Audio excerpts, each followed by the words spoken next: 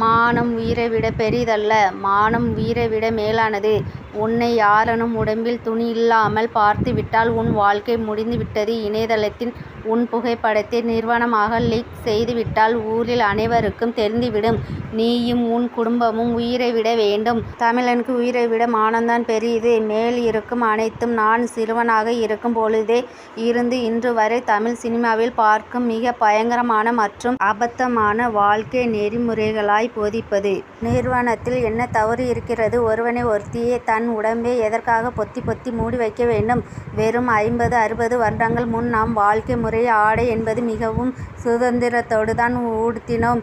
ஒரு கோவணம் கட்டி கொண்டுதான் பல வேலைகள் நடந்தது. மிக எளிதான நூல் சேலைதான் பெண்கள் உடுத்தினார். அதற்கு முன் திறந்த மார்போடு தான் வாழ்ந்தனர். இணையத்தில் நிர்வாண புகைப்படத்தை வெளியிடுவது குற்றம். வெளியிட்டவனை தண்டிக்க வேண்டுமே தவிர புகைப்படத்தில் இருப்பவரை குற்றம் சொல்லக்கூடாது. இணையதளத்தில் 70% மேல் நிர்வாண படங்கள் தான் இருக்கின்றனர். இதில் உங்கள் புகைப்படம் வெளியிடப்பட்டால் சற்று அமைதி காக்கவும். யாரேனும் தங்களை பணம் கேட்டு மிரட்டினால் சற்று செவி சாய்க்காமல் சைபர் கிரைமில் புகார் அளிப்பேன் என்று நீங்கள் மிரட்ட வேண்டும். யாரேனும் வீம்புக்காக வெளியிட்டால் அந்த குறிப்பிட்ட தாங்கள் இருக்கும் படத்தை தங்களுடைய உறவினர்களோ நண்பர்களோ பார்க்கும் வாய்ப்புகள் மிக மிக குறைவு.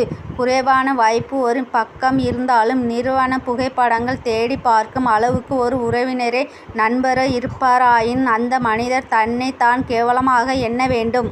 மானம் உயிரைவிட பெரிதல்ல. மானம் என்கிற வார்த்தையே பைத்தியக்காரத்தனமான ஒன்று. ஒரு மனிதனின் உடல் உறுப்புகள் அனைவருக்கும் இருக்கும் ஒன்றுதான் என்று அனைவரும் உணர வேண்டும். சகா மனிதனின் உறுப்புகளை பார்த்து கிண்டல் கேலி அல்லது இச்சை கொள்வது செய்வது கேவலமான செயல். That is behaviour. உலகம் மிகவும் பெரியது. அதைவிட பெரியது இந்த பிரபஞ்சம். அதில் நாம் ஒரு சிறிய தூசு. காதல் செய்யுங்கள். ஆண் பெண் சமமாக பழகுங்கள். எந்த பிரச்சனைக்கும் சினிமாவில் விடை தேடாதீர்கள்.